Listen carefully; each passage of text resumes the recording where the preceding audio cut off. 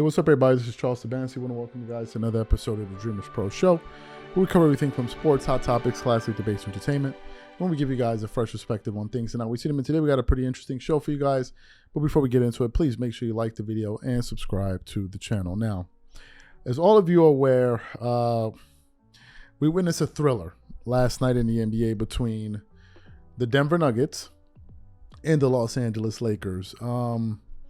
That game was one of the most entertaining basketball games. Forget about playoffs, regular season.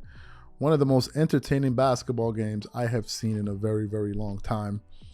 And as I was watching that game, you know, the Lakers, they were on the brink, obviously, of elimination. So you could see that they were playing with so much desperation, right? You certainly saw that from LeBron James, who was on fire in the first half. I think he had something like 30 points or close to 30 points in that first half. And he was absolutely sensational. And I think that by going into halftime, I actually believe that the Lakers had, and I want to just quickly verify this, they went into the halftime with a 73-58 lead, which is a 15-point lead. And as you're watching that game, you're saying to yourself, I wonder if the Denver Nuggets can come back. And then the second half starts to roll around, and you slowly see the Denver Nuggets beginning to claw themselves back into the game. In the third quarter, the Lakers were held to 29.2% shooting, 0% shooting from the three. They scored 16 points, but the Denver Nuggets in the third scored 36 points, led by Nikola Jokic, who scored 13 points. They made 48% of their shots, and he made 3 3-pointers in that third quarter. And as I was watching that game, I said to myself, there's absolutely no way that these Denver Nuggets are actually in this game. I was actually posting on a community section all throughout the game because I was speechless. And the reason I was speechless was because the Lakers were literally throwing every single thing they had at this team, and they just kept on answering. They kept on answering. And I'm like, these guys are actually catching up to the Lakers. Ultimately, we go to the fourth quarter, and it's basically a thriller.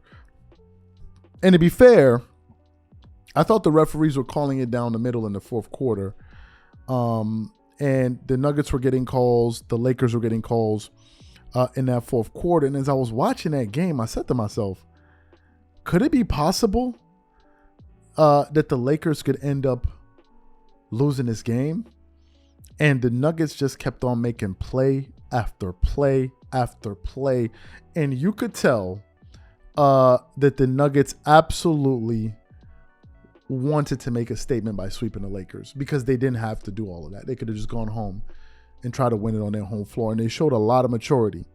And at the end of the game on our channel, I actually I congratulated LeBron James. I actually congratulated him. A lot of people have said, oh, you're a LeBron James hater. But I want to quickly read what I said about LeBron James. I said, I'm not mad at LeBron. Went down shooting. No stupid making the right play nonsense. Great game. And to the Nuggets, congratulations. What a run.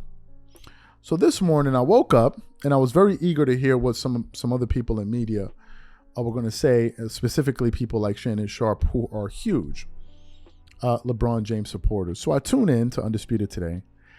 And as I was listening to this particular segment, Shannon Sharpe decided to do the unthinkable.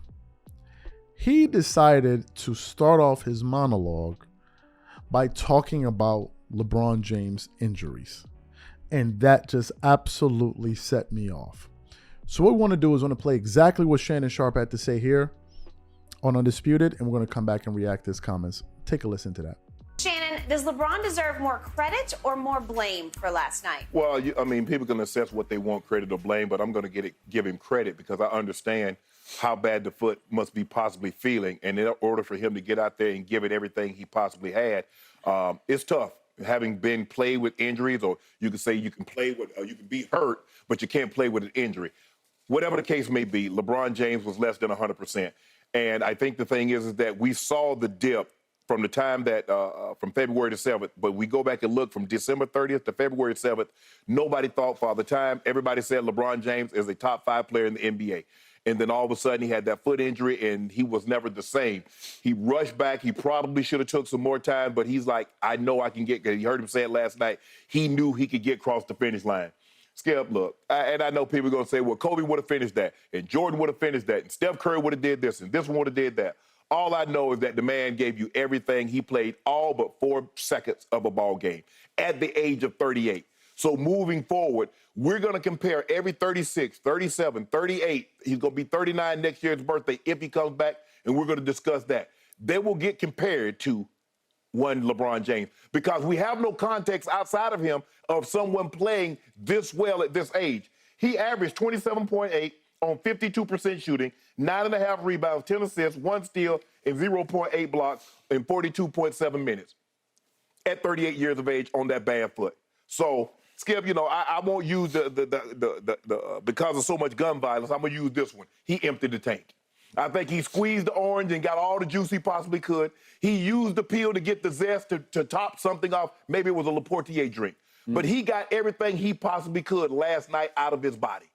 And I know he's disappointed because when you do what he's done as far as like train and eat and when it doesn't come to fruition, damn, I'm not going to the NBA Finals. Damn, I'm not winning.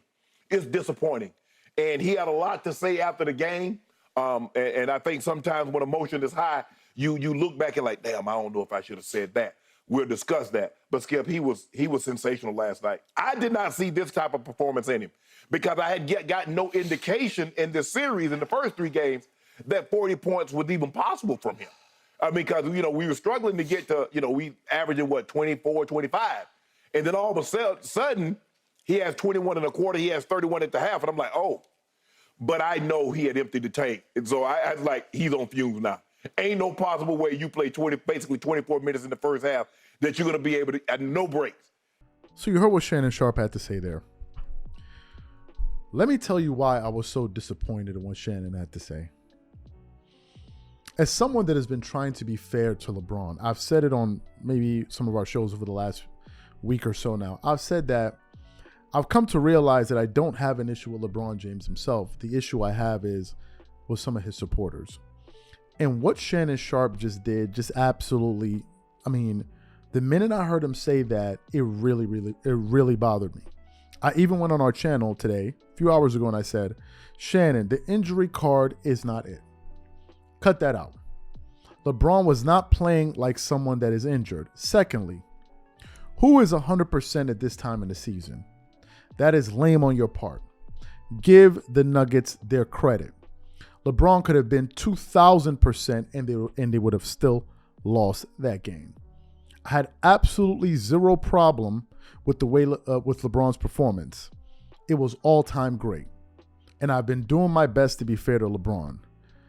But bringing up injuries is a total cop-out. Don't do that to the Denver Nuggets. This is not the time to be talking about injuries. Because the fact of the matter is, if the Lakers had won that game and LeBron scored 40, you would be telling us how great he is. This is not the time to be talking about injuries. It's a cop-out. Because it sends the message that, oh, well, if he wasn't injured, maybe things could have gone a different way. Let me ask you guys a question. After you just finished watching this series, what indication do you have that if LeBron was more healthy, they would have won this series when they got swept? What difference really would it have made? It would have turned it into, a 7-game series? Are you kidding me? This Denver Nuggets team was no joke. They're really no joke. Their coach in Mike Malone has these guys motivated. They are fired up. Nikola Jokic feels disrespected by people that thought he didn't deserve a regular season MVP for whatever reason. These guys are playing with a chip on their shoulder. Jamal Murray and that guy, he's coming back from an injury. He has a lot to prove. Those guys are playing with a chip on their shoulder. So they have extra motivation, and it showed in yesterday's game. Because if we're being honest, they did not have to put themselves through that type of stress, the stress that they put themselves through yesterday. So for them to still make it a point to get game 4 on the road shows you just how serious of a team they were. And then to turn around, come in on Monday and talk about, well, you can clearly see LeBron. I could clearly see nothing. I saw nothing. I saw him tweak his ankle in various points in the series, but he looked totally fine to me. He looked like someone that got gassed. Do you know why? Because if you look at the box score, where is it here? I'm looking at this at NBA.com. LeBron played 47 minutes and 56 seconds. He basically played the entire game. So obviously he was going to be gassed. He exerted so much energy in the first half by scoring, I believe, 30 points that he ran out of gas. Say that. Say he ran out of gas because he got old. Fine, he's old. But to turn around and say, oh, he's injured, that's just lame at this point, man. It's lame, and I cannot tell you the amount of times I've heard Shannon Sharpe use this injury. He has been doing this for years, bro. You like every time LeBron, you bring up this thing of, oh, he's old. You are always doing it without failure. That is a cop-out. Don't do that to the Nuggets, man. Do not do that to the Denver Nuggets. Are legit. They would have beat that team no matter how healthy they were. They are for real. Don't do that to the Nuggets. Don't turn around after your team gets swept and then turn around and say, well, if he didn't look, nobody wants to hear that. Just say, hey, man, we weren't good enough. They were the better team, and let's move on. But the excuses part, I can't deal with. That's why I said, look, I have no real issue with LeBron. Is his people like this.